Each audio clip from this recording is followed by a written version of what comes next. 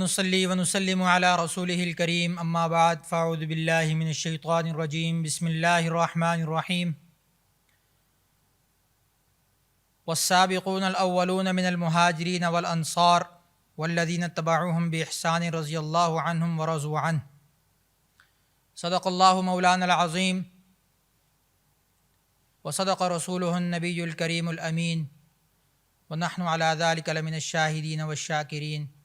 والحمد للہ رب العالمین۔ معزز ناظرین کرام، السلام علیکم ورحمۃ اللہ وبرکاتہ۔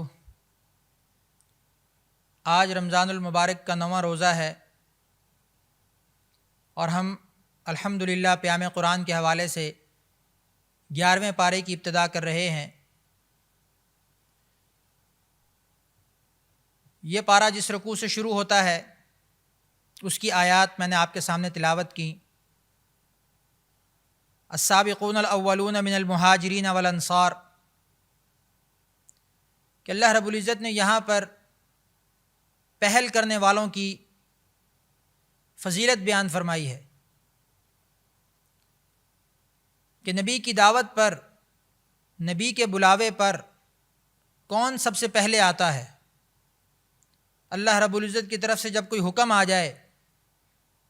نبی کریم صلی اللہ علیہ وسلم کی طرف سے جب کوئی بلاوا آ جائے،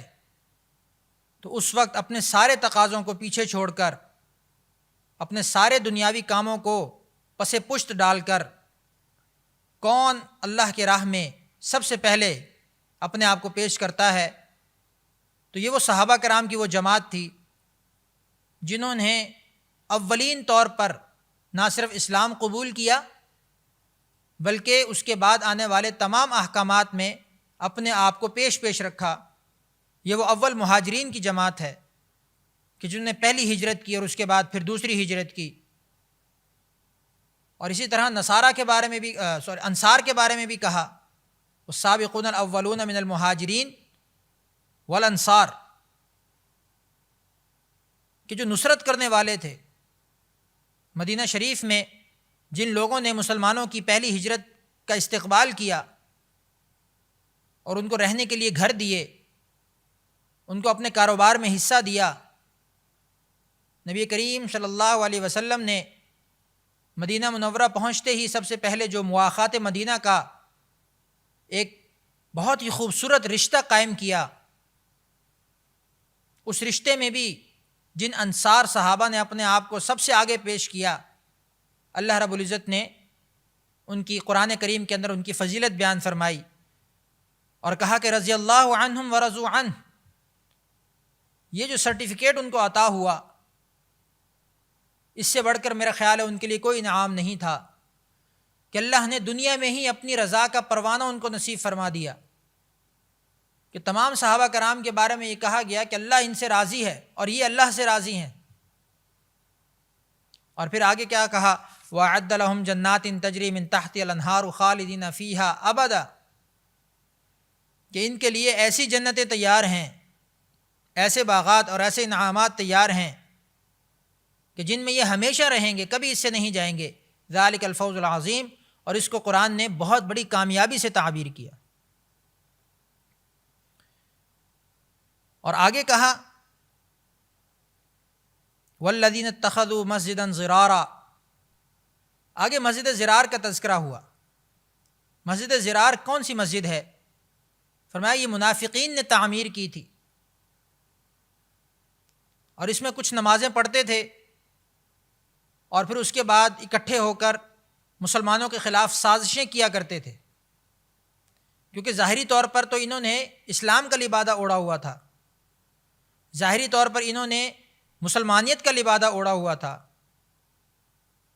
لیکن حقیقت میں چونکہ یہ کفار کے ساتھ ملے ہوئے تھے، ان کے دل کافر تھے، ان کے دلوں میں مرض تھا،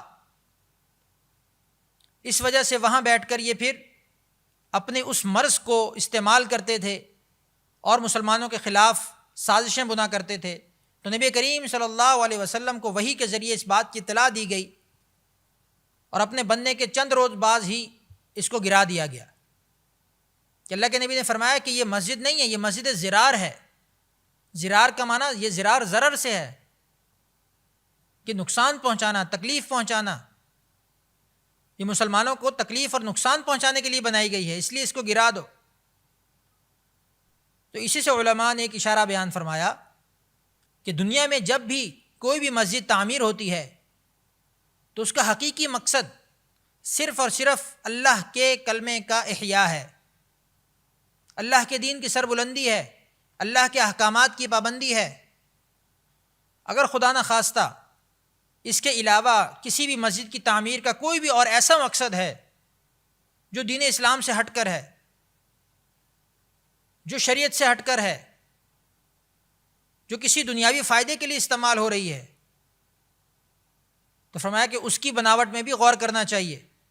اس کے مقصد میں بھی غور کرنا چاہیے کہ کہیں یہ مسجد زرار کے نقش قدم پر تو نہیں ہے۔ تو اس لیے اپنی تمام مساجد کے مقاصد میں ان چیزوں کو ضرور سامنے رکھنا چاہیے۔ اور اللہ رب العزت نے ارشاد فرمایا لا تقم فیہ ابدا، آپ اس مسجد کے اندر کبھی مت کھڑے ہوئیے، لمسجد اسس علی التقوی من اول یوم حق فیہ، بلکہ اس کے مقابلے میں جو دوسری مسجد ہے یعنی مسجد نبوی، بعض مفسرین کرام نے یہ جو لمسجد اسس علی التقوی اس کا مصداق مسجد نبوی کو قرار دیا ہے کہ وہ مسجد جس کی بنیاد تقوی پر رکھی گئی، جس کی بنیاد پرہیزگاری پر رکھی گئی، اس مسجد میں آپ کھڑے ہوں، اس مسجد میں آپ جائیں۔ جبکہ دیگر مفسرین نے اس جیسے کہ جس میں حضرت ابن عباس رضی اللہ تعالیٰ عنہ وغیرہ بھی شامل ہیں، انہوں نے کہا کہ اس مسجد سے مراد مسجد قباء ہے کہ جو مدینہ منورہ میں آتے ہی سب سے پہلی مسجد تعمیر کی گئی۔ اس کے بعد اگلے رکوع کے اندر اللہ رب العزت نے فرمایا ان اللہ اشتری من المؤمنین انفسهم واموالهم بان لهم الجنہ، کیا ہی خوبصورت آیت ہے۔ اللہ رب العزت فرماتے ہیں کہ اللہ نے مومنین کو، مومنین کی جانوں کو اور ان کے مالوں کو جنت کے بدلے میں خرید لیا ہے، کہ اب ہماری جان اور ہماری مال اب یہ اللہ کی ملکیت ہے، اس کے بدلے میں اللہ رب العزت ہمیں جنت عطا فرمائیں گے۔ اب اس ملکیت کا کیا مطلب ہے؟ جیسے دنیاوی ملکیت ہوتی ہے کہ ہم کوئی چیز کسی کو دے دیتے ہیں، بلکہ اس ملکیت کا مطلب یہ ہے کہ اب ہم نے اپنے مال کو اور اپنی جان کو اللہ کے راستے میں ہی خرچ کرنا ہے۔ اب یہ ہم نے اللہ کے ہاتھ میں دے دیے، مطلب یہ کہ اب اللہ کی مرضی کے مطابق اس کو استعمال کرنا ہے، جس چیز پر جس کا قبضہ ہوتا ہے اسی کے مطابق، اسی کی مرضی کے مطابق اس کو استعمال کیا جاتا ہے۔ اب ہم میں سے ہر مومن جو بھی اپنے آپ کو مومن کہتا ہے یا جو بھی مومن کی شرائط پر پورا اترتا ہے، اس آیت کی روح سے وہ اللہ کی ملکیت میں ہے، ہمارا تو سودا ہو چکا ہے، ہماری جانوں کا، مالوں کا جنت کے بدلے میں سودا ہو چکا ہے، ہمیں جنت ملنی ہے، اس کے بدلے میں ہم نے اپنی قیمت ادا کرنی ہے۔ تو اس نظریے کے ساتھ اور اس اپروچ کے ساتھ اپنی زندگی کو گزاریں کہ ہمیں جو جنت ملنی ہے اس کا سودا ہو چکا ہے اور ہم نے اپنی جان اور مال کو اسی جنت کے راستے میں خرچ کرنا ہے۔ اور آگے اللہ نے کیا فرمایا، اس کا ایک راستہ بیان فرمایا یقاتلون فی سبیل اللہ فیقتلون ویقتلون، کہ اس کا ایک راستہ یہ ہے کہ تم اللہ کے راستے میں قتال کرتے ہو، تم اللہ کے دین کی سربلندی کے لیے جہاد کرتے ہو، تم اللہ کے دین کو پھیلانے کے لیے اپنی جان اور مال کو خرچ کرتے ہو۔ فیقتلون، تم لوگوں کو قتل کرتے ہو، فیقتلون، پس پھر تم خود بھی شہید ہوتے ہو۔ وعدن علیہ حقا، فرمایا کہ یہ اللہ کی طرف سے سچا اور پکا وعدہ ہے، جس سے اللہ رب العزت ان اللہ لا یخلف المیعاد، اللہ اپنے وعدے سے کبھی بھی روگردانی نہیں کرتے۔ پھر آگے اللہ نے فرمایا یا ایھا الذین آمنوا اتقوا اللہ وکونوا مع الصادقین، کہ اے لوگو، اے ایمان والو، تم تقوی اختیار کرو، اللہ سے ڈرو، وکونوا مع الصادقین، اور سچے لوگوں کے ساتھ ہو جاؤ، سچائی کا دامن تھام لو، اپنے ہر فعل کے اندر، اپنے ہر قول کے اندر سچائی کے پہلو کو سامنے رکھو۔ سچائی کا تعلق صرف قول کے ساتھ نہیں ہوتا، یاد رکھیے، ہم جو بولتے ہیں وہ تو سچ ہونا ہی چاہیے، ہمارا جو عمل ہے، سچائی کا تعلق آپ کے عمل کے ساتھ بھی ہے، آپ کا عمل کتنا سچا ہے۔ عمل کی سچائی کیسے پرکھی جاتی ہے؟ عمل کا جھوٹ سچ کیسے پتہ چلتا ہے؟ اس کی جو کسوٹی ہے وہ اخلاص ہے کہ آپ کا عمل کس کے لیے ہے، آپ جو عمل کر رہے ہیں وہ کس کو دکھانے کے لیے ہے، اس کی بیس کیا ہے، اس کا ان پٹ کیا ہے، اس کا آؤٹ پٹ کیا ہے، وہ سارے عمل کا دار و مدار کس چیز پر ہے، وہاں سے آپ کے عمل کی سچائی بھی سامنے آتی ہے۔ تو اس اعتبار سے اللہ رب العزت نے فرمایا وَكُونُوا مَعَ الصَّادِقِينَ، تم سچے لوگوں کے ساتھ ہو جاؤ۔ کیونکہ ساتھ ہونے کا کیا مطلب ہے کہ اللہ تعالیٰ فرماتے ہیں کہ جو دنیا کے اندر جس کے ساتھ ہوگا، آخرت میں اس کا حشر اسی کے ساتھ ہوگا۔ جو دنیا میں جس کی صحبت میں رہا ہوگا، جو دنیا میں جس کی صحبت میں رہتا ہوگا، آخرت میں اسی کے ساتھ اس کا حشر ہوگا۔ فرمایا جب یہ حکم آیا تو صحابہ کرام کی خوشی کا کوئی ٹھکانہ ہی نہیں رہا، کیونکہ ان کو یہ اندازہ ہو گیا کہ ہم تو ساری زندگی نبی کریم صلی اللہ علیہ وسلم کے ساتھ رہے ہیں، تو ہمارا حشر اور ہماری آخرت بھی آپ علیہ الصلوۃ والسلام کے ساتھ ہی ہوگی۔ تو یہ اللہ رب العزت نے ضابطہ بیان فرما دیا۔ اور صادقین کون لوگ ہیں؟ جن پر اللہ رب العزت نے اپنا انعام فرمایا ہے، جن سے اللہ رب العزت خوش ہوئے ہیں۔ حضرت ابوبکر صدیق رضی اللہ تعالیٰ عنہ کو بھی سچا ہونے کا لقب دیا گیا، اور اس کا پس منظر بھی بڑا خوبصورت ہے کہ جب واقعہ معراج ہوا اور کفار کو پتہ چلا کہ مسلمانوں کے جو نبی ہیں وہ ایک ہی رات میں پہلے یہاں سے بیت المقدس گئے ہیں اور اس کے بعد 7 آسمان کا سفر کر کے راتوں رات واپس تشریف لے آئے، ایسا کیسے ہو سکتا ہے؟ کفار مکہ تو اس پر یقین کرنے کو تیار نہیں تھے، اور اس پر کسی نے جا کر حضرت ابوبکر صدیق رضی اللہ تعالیٰ عنہ کو یہ بات کہی کہ کیا تم نے سنا ہے کہ تمہارا نبی اس طرح کی بات کرتا ہے اور اس طرح کا دعویٰ کرتا ہے؟ تو حضرت صدیق اکبر رضی اللہ تعالیٰ عنہ نے کیا ارشاد فرمایا کہ اگر میرے نبی نے یہ کہا ہے تو یہ حق ہے اور سچ ہے، اس میں ذرا برابر بھی کسی قسم کے بھی شک کی گنجائش نہیں ہے۔ تو اس پر آپ کو صدیق کا لقب دیا گیا۔ اور ویسے بھی اللہ رب العزت نے جب اپنے انعام یافتہ لوگوں کا ذکر فرمایا، اولئک الذین انعم اللہ علیہم من النبیین والصدیقین والشہداء والصالحین، تو وہاں نبیوں کے بعد صدیقین کا ذکر ہوا۔ تو اس صدیقین کا الگ سے ذکر کرنے کی کیا حکمت ہے، کیا ضرورت تھی؟ کیونکہ وہ تو صالحین کے زمرے میں بھی آ سکتے ہیں کہ جو نیک اعمال کرتے ہیں، لیکن اس میں سچے آدمی کی فضیلت کو بیان کرنا مقصود تھا، سچ کی فضیلت کو بیان کرنا مقصود تھا کہ آپ کے دنیاوی معاملات میں یا دینی معاملات میں یا گھریلو معاملات میں، کسی بھی قسم کے معاملات میں آپ کے قول و عمل کی سچائی کس قدر اہمیت رکھتی ہے، آپ کے معاشرے کے سدھار میں یہ سچائی کتنی اہمیت کی حامل ہے، میں اور آپ سمجھ سکتے ہیں کہ آج جہاں ہر طرف جھوٹ کا دور دورہ ہے اور اس جھوٹ سے کتنے فساد مچتے ہیں، یہ بھی میرے اور آپ سے جو ہے وہ کوئی پوشیدہ نہیں ہے۔ حدیث مبارکہ میں آتا ہے کہ ایک شخص آئے کہ یا رسول اللہ مجھ سے بہت گناہ ہوتے ہیں، میں کیا کروں کہ مجھ سے سارے گناہ چھوٹ جائیں؟ تو اللہ کے نبی نے یہ نہیں کہا کہ سارے گناہ چھوڑ دو گے تو چھوٹیں گے، یہ توبہ کر لو، کیا کہا؟ ایک گناہ چھوڑ دو، ایک گناہ چھوڑ دو اور پھر دیکھو کیا ہوتا ہے، جھوٹ بولنا چھوڑ دو۔ تو ایک جھوٹ بولنا چھوڑا تو اللہ نے اس کی برکت سے سارے گناہ آہستہ آہستہ چھڑوا دیے۔ کہ اب اگر کوئی پوچھے گا کہ تم نے نماز نہیں پڑھی تو جھوٹ تو بول نہیں سکتا، شرمندگی ہوگی، سچ بولوں گا تو۔ کوئی پوچھے گا شراب پی ہے کہ نہیں پی تو جھوٹ بولوں گا تو شرمندگی ہوگی، اس لیے پینا چھوڑ دیا۔ تو اس طرح کرتے کرتے صرف جھوٹ کو چھوڑنے سے تمام برائیاں چھوٹ گئیں۔ تو اس اعتبار سے سچ کی اتنی فضیلت اور اتنی اہمیت کے ساتھ اس کو ذکر کیا گیا۔ پھر آگے اللہ رب العزت نے ارشاد فرمایا لقد جاءکم رسول من انفسکم عزیز علیہ ما عنتم، سورہ توبہ کی آخری آیات اور بہت ہی افضل آیات ہیں کہ اللہ رب العزت فرماتے ہیں کہ تم میں ایک رسول آیا ہے من انفسکم، جو تمہارے میں سے ہی ہے، حریص علیکم بالمؤمنین، تم پر حریص ہے، یعنی کہ تمہارے ایمان کے بارے میں، تمہارے نیک اعمال کے بارے میں وہ حرص کرتا ہے۔ فقل حسبی اللہ، پس کہا کہ حسبی اللہ، آپ کہہ دیجئے، اللہ فرماتے ہیں کہ اے نبی آپ کہہ دیجئے کہ مجھے تو میرا اللہ کافی ہے، وہ اللہ جس کے علاوہ کوئی معبود نہیں، اسی پر میرا بھروسہ ہے، وہو رب العرش العظیم،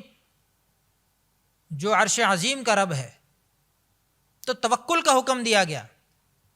کہ اللہ کی ذات پر توکل کیا جائے، اللہ کی ذات پر بھروسہ کیا جائے۔ اللہ پاک نبی کو سکھا رہے ہیں کہ آپ اس طریقے سے کہیے، تو نبی کو کہنا حقیقت میں امت کو کہنا ہوتا ہے، تو امت کو کہا جا رہا ہے کہ آپ توکل اختیار کیجئے، اللہ پر بھروسہ کریں۔ ٹھیک ہے، دنیا اسباب کی جگہ ہے، اسباب کو اختیار کریں، لیکن حقیقت میں نتائج کا جو بھروسہ ہے وہ اللہ کی ذات پر ہو، نتیجہ اللہ کی ذات پر چھوڑ دیا جائے، اور اسباب کو بھی اس لیے اختیار کیا جائے کہ اللہ کا حکم ہے اسباب کو اختیار کرنا۔ کچھ لوگ اس میں مزید افراد و تفرید کی طرف چلے جاتے ہیں، وہ بھی غلط ہے۔ کچھ لوگ صرف اسباب پہ ہی تکیہ کیے رکھتے ہیں، اسباب کو ہی اختیار کرتے ہیں اور انہی کے پیچھے لگے رہتے ہیں اور کہتے ہیں کہ اسی سے ہوگا، تو تکوینی اعتبار سے کبھی ہو بھی جاتا ہے اور کبھی نہیں بھی ہوتا۔ اور کچھ لوگ دوسری طرف سے انتہا کو پہنچ جاتے ہیں کہ بالکل اسباب کو اختیار کیے بغیر اللہ کی ذات پر توکل کرتے ہیں، اس کی بھی ممانعت ہے۔ حدیث میں آتا ہے کہ پہلے اونٹ کے پاؤں میں رسی باندھو حفاظت کے لیے اور پھر اللہ پر بھروسہ کرو۔ ہم یہ نہیں کہ دکان کھلی چھوڑ کر اور ہر چیز کھلی چھوڑ کر اور کچھ بھی چیز جو مال جائیداد جو بھی قیمتی چیزیں ان کو کھلا چھوڑ کر صرف اللہ پر توکل کر کے چلے جائیں، ایسا نہیں ہوتا، بلکہ اپنی طرف سے اسباب بھی اختیار کرنے ہیں، حفاظت کے جتنے اسباب ہیں وہ بھی اختیار کرنے ہیں، لیکن اس کے بعد اللہ پر بھروسہ کرنا ہے۔ تو یہ وہ توکل ہے جس کو سکھانا مقصود ہے۔ اس کے بعد آگے سورہ یونس شروع ہو رہی ہے۔ سورہ یونس جیسا کہ اس کے نام سے ظاہر ہے کہ اس میں حضرت یونس علیہ السلام کا تذکرہ ہے، اور یہ سورت بھی حروف مقطعات میں سے شروع ہو رہی ہے، الف لام را۔ اس سے پہلی سورت بھی اسی حرف سے شروع ہوئی، اس کے بعد والی صورتیں بھی، سورہ ہود بھی اسی سے شروع ہو رہی ہے۔ تو اس سورت کے اندر اللہ رب العزت نے شروع میں اپنی قدرت کو بیان فرمایا، ان ربکم اللہ الذی خلق السماوات والارض فی ستۃ ایام ثم استوى علی العرش، کہ اللہ فرماتے ہیں کہ تمہارا رب وہ ذات ہے کہ جس نے زمین اور آسمان کو 6 دنوں میں پیدا کیا اور پھر وہ عرش پر مستوی ہوا، اور پھر وہیں سے وہ تمام امور کی تدبیر کرتے ہیں۔ اور پھر آگے مومنین کی صفات بیان فرمائیں کہ مومن کون لوگ ہیں، کہ وہ لوگ جو ایمان لائے اور نیک اعمال کیے، ان کو ان کے رب نے ایمان کی طرف ہدایت دی، تو ان کے لیے باغات ہیں اور جنت کے انعامات ہیں۔ پھر اگلے رکوع کے اندر اللہ رب العزت نے ارشاد فرمایا، فمن اظلم ممن افترى على الله كذبا او كذب بآياته انه لا يفلح المجرمون، کہ سب سے ظالم شخص کو بیان کیا کہ ظلم کی انتہا پر کون شخص ہو سکتا ہے، فمن اظلم، اس سے زیادہ ظالم کون ہو سکتا ہے، ممن افترى على الله كذبا، جو اللہ پر جھوٹ باندھتا ہے، جو اللہ پر جھوٹی باتیں منسوب کرتا ہے اور اللہ کی آیات کو جھٹلاتا ہے، اللہ کی باتوں کو جھوٹ بناتا ہے، تو یہ سب سے بڑا مجرم ہے۔ اور اللہ فرماتے ہیں کہ مجرمین کے لیے کبھی بھی کوئی بھی کامیابی نہیں ہو سکتی، وہ کبھی کامیاب نہیں ہوں گے۔ اور اسی طرح اگلی آیت کے اندر اگلے رکوع کے اندر ارشاد فرمایا، قل من یرزقکم من السماء والارض، پھر اپنی قدرت کا بیان ہے کہ اے نبی آپ کہہ دیجئے، ان کفار سے پوچھئے، ان کو کہیے، من یرزقکم من السماء والارض، وہ کون سی ذات ہے جو تمہیں زمینوں اور آسمان میں سے رزق دیتی ہے؟ رزق کا ذمہ تو اللہ کے ذمے ہے نا. وہ لوگ بھی سمجھتے تھے کہ رزق تو آسمان اور زمین سے آتا ہے. یہ جو بت ہم نے اپنے ہاتھ سے بنائے ہیں یہ تو اپنی حفاظت بھی نہیں کر سکتے. جیسے کہ ابراہیم علیہ الصلوۃ والسلام کے واقعے سے ظاہر ہے کہ جب ابراہیم علیہ الصلوۃ والسلام نے تمام بتوں کو گرا دیا، توڑ دیا اور کلہاڑا سب سے بڑے بت کے کندھے پر رکھ دیا، تو جب قوم آئی تو پوچھا کہ یہ کس نے کیا ہے؟ فرمایا کہ دیکھ لو، جس کے کندھے پر کلہاڑا ہے اسی نے کیا ہوگا. تو یہ ان کو بھی یقین تھا کہ یہ تو کچھ نہیں کر سکتے، نہ تو سب سے بڑا بت ان کو توڑ سکتا ہے اور نہ وہ جو ٹوٹنے والے ہیں وہ اپنی خود حفاظت کر سکتے ہیں. تو اس اعتبار سے تو یہ تو کسی چیز کے مالک نہیں ہے. تو اللہ رب العزت نے فرمایا تو پھر ان سے پوچھئے کہ ان کو زمین و آسمان سے رزق کون دیتا ہے، ان کی سماعتوں کا اور ان کی بصارتوں کا مالک کون ہے؟ کون ہے جو زندہ میں سے مردے کو پیدا کرتا ہے اور مردہ میں سے زندے کو پیدا کرتا ہے؟ یعنی مرغی میں سے انڈا پیدا ہوتا ہے جو بظاہر مردہ ہے، اور مردہ زمین سے اللہ تعالیٰ فصل کو اگا دیتا ہے. تو اس سارے کا سارا نظام کوئی نہ کوئی ایسی ذات تو ہے جو چلا رہی ہے. تو اس کو ماننا، اس کو سامنے رکھنا، اس کو بڑا بنانا، اس سے ڈرنا، یہ ساری اس ذات کے تقاضے ہیں. فذالکم اللہ ربکم الحق، بس یہی وہ ذات ہے جو تمہارا رب ہے اور حق ہے. اور آگے اللہ رب العزت نے ارشاد فرمایا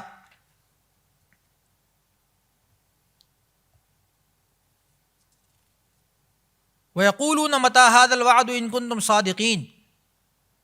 اور وہ کہتے ہیں کہ کب ہے یہ وعدے کا دن اگر تم سچے ہو. یہ آیت قرآن پاک میں کئی جگہ آئی ہے اور یہ کفار مکے کا وتیرے کے طور پر بیان کیا گیا کہ یہ بار بار ان کا یہ عقیدہ تھا کہ دنیا یہی ہے، اس کے بعد کچھ نہیں ہے. اور وہ ہمیشہ یہ سوال کیا کرتے تھے نبی علیہ الصلوۃ والسلام سے کہ جس قیامت کی تم بات کرتے ہو، جس یوم آخرت کا تم تذکرہ کرتے ہو، جس ایک دوسری زندگی کی تم ہمیں نصیحت کرتے ہو، اس کے بارے میں ہمیں باتیں بتاتے ہو، تو وہ کب آئے گی؟ وہ کب ایسا واقعہ ہوگا کہ جب ہمیں یہ ساری چیزیں ہمارے سامنے ہو جائیں گی؟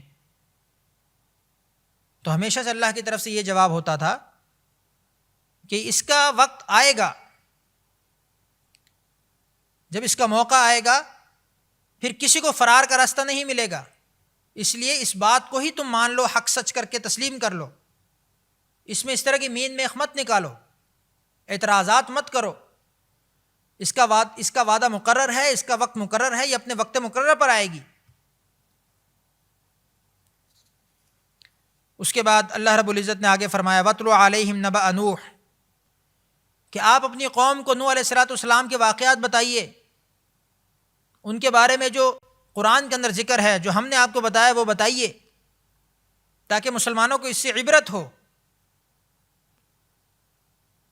اور کافروں کو بھی اس سے عبرت ہو. مسلمانوں کو عبرت ہوگی،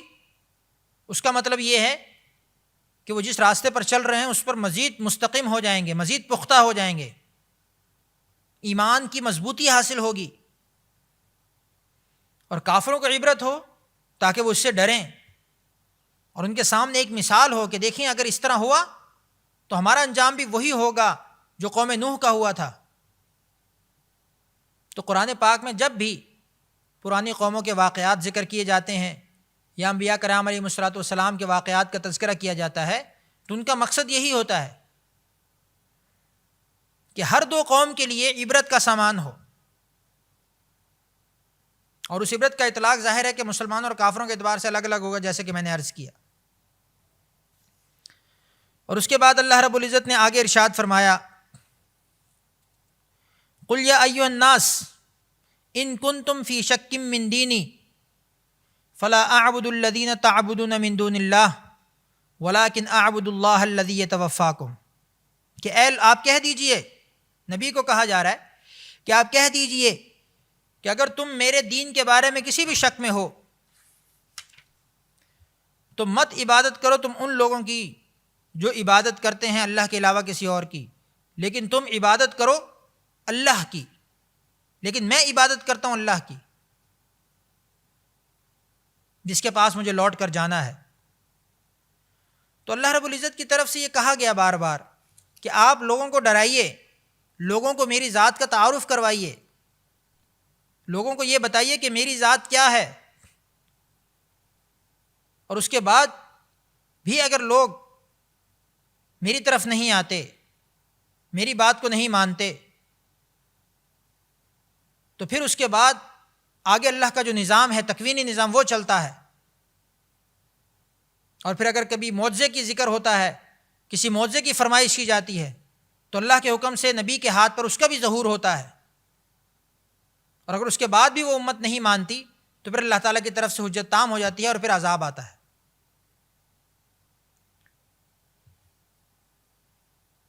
آگے سورہ ہود شروع ہو رہی ہے۔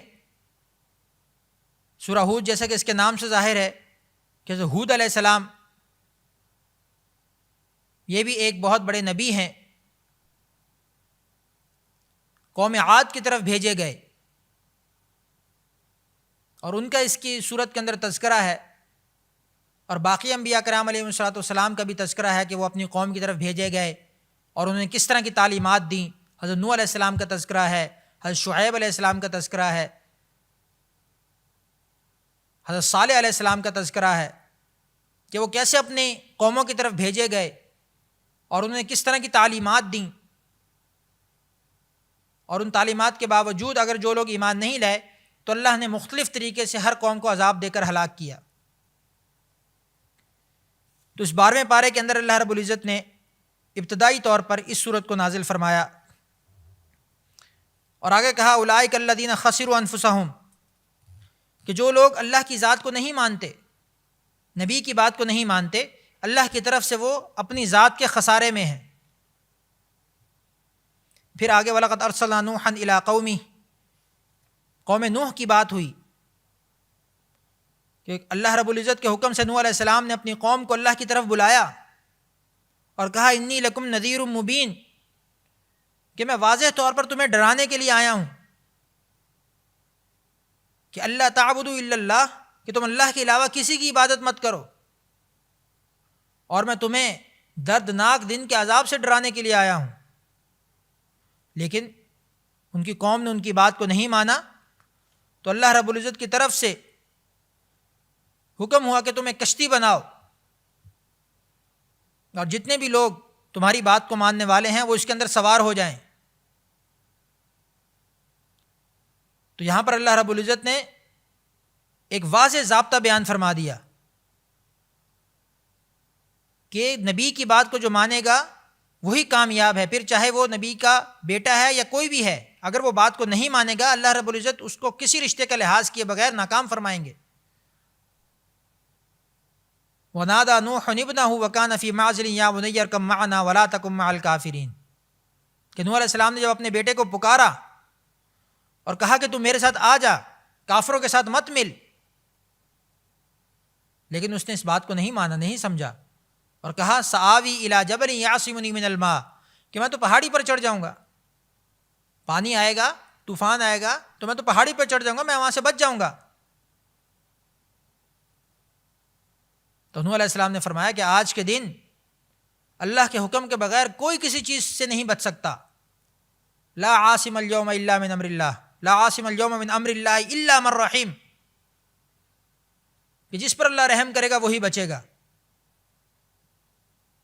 وحال بینہم الموج،